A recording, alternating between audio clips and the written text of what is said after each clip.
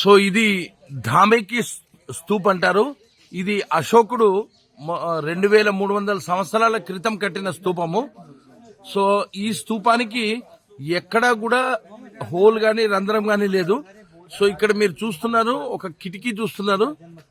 ఈ కిటికీ పక్కన ఇప్పుడు మీరు చూస్తున్నారు కదండి, ఈ కిటికీ పక్కన ఏవైతే రాళ్ళు ఉన్నాయో దాన్ని పాలి రాళ్ళు అంటారు.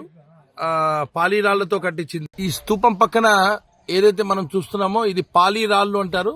సో ఈ స్తూపంలో ఏదైతే ఎక్కడ ఇదే స్తూపం కింద బుద్ధుడు మొట్టమొదటిసారి బుద్ధ ధర్మాన్ని బోధించడం జరిగింది. సో అశోకుడు ఇది ఇది బుద్ధుడు వచ్చేసి 2500 సంవత్సరాల క్రితం ఇక్కడ బోధించడం జరిగింది. అశోకుడు మాత్రం 2300 సంవత్సరాల క్రితం ఇది కట్టించారు. సో ఈ రాళ్ళని పగలగొడితే లోపల వజ్రాలు మణివాద్యాలు ఉంటాయని చెప్పి ట్రై చేశారు. సో కానీ అవి రాళ్ళని తెల్లంతో దాన్ని వదిలేశారు.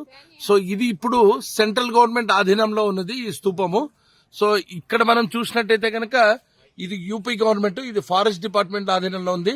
సో అదే విధంగా ఈ గేటు లోపల ఈ స్తూపాన్ని సెంట్రల్ గవర్నమెంట్ ఆధీనంలో ఉంది. సో ఈ స్తూపం కిందనే బుద్ధుడు బౌద్ధ ధర్మాన్ని బోధించడం జరిగింది మొట్టమొదటిసారిగా. సో దీన్ని ధామెకి స్తూప్ అంటారు. సో ఈ ముఖ్యంగా ఏంటంటే ఇక్కడ మనం గమనించాల్సింది ఏంటంటే సారనాథ్ అనే పేరు ఏ విధంగా వచ్చిందంటే సార్ అనగా ఉపదేశము, నాథ్ అనగా భగవంతుడు. సో భగవంతుడు ఉపదేశించిన ప్రదేశం కాబట్టి ఇది సారనాథ్ అనే పేరు వచ్చింది. సో ఇది బుద్ధుడికి సంబంధించిన క్షేత్రాల్లో 4 క్షేత్రాల్లో ముఖ్యమైనదిగా మనం పేర్కొంటాము. ఇది కాశీకి 12 కిలోమీటర్ల దూరంలో ఉంది. అశోకుడు మొత్తము 84,000 స్తూపాలు కట్టించాడు. సో దీంట్లో ఇది చాలా పెద్దది, ఇది చాలా పెద్ద స్తూపము. ఇది 100 అడుగుల పైన ఉన్నది.